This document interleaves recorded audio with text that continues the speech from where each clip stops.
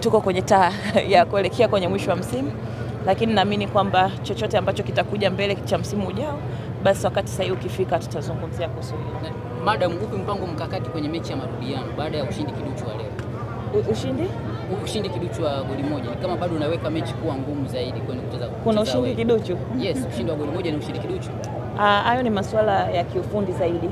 Kwa hiyo sisi nguvu yetu kama management ni kuhakikisha tunaandaa mazingira wezeshi kwa technical bench, wachezaji, na vile vile kuwapa morali ya kusonga mbele, kwa sababu hakuna mchezo mdogo wala mchezo mkubwa. Kwetu tumeendelea kuheshimu wapinzani wetu, na hata matokeo tuliyopata leo ni ishara ya maandalizi ambayo yamefanyika kwa muda mrefu na mfupi sasa katika klabu yetu. Kuna namna madam, miaka ya nyuma kwenye michuano kama hii dhidi ya Orlando Pirates mlienda kupoteza kwenye ardhi ile ambayo mnarudi mara hii tena. Kuna kitu ambacho labda management ilijifunza, wewe ukuwepo, lakini kuna vitu ambavyo unapitia. Kuna kitu gani ambacho mnakiangalizia sasa kwenda kuacha ule unyonga ambao ulitokea miaka hiyo na hivi sasa mwende kwenye finali?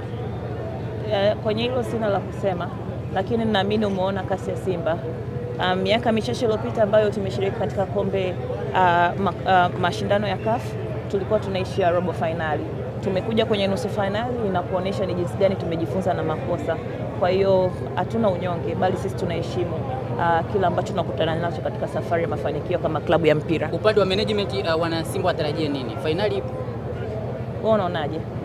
Nataka kusikia kwa kutoka kwa wewe. Unaonaje? Kwako nisikie kwako. Wewe unaonaje? Mimi bado ni 50-50. Basi sio watu wengi wanaamini kama mngecheza Benjamin Mkapa huenda mngeshinda idadi kubwa mabao. Mlimiss atmosphere ya Benjamin Mkapa leo?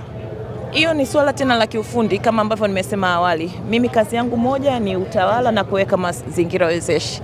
Apart from that, I think I have no comment. Thank you so much.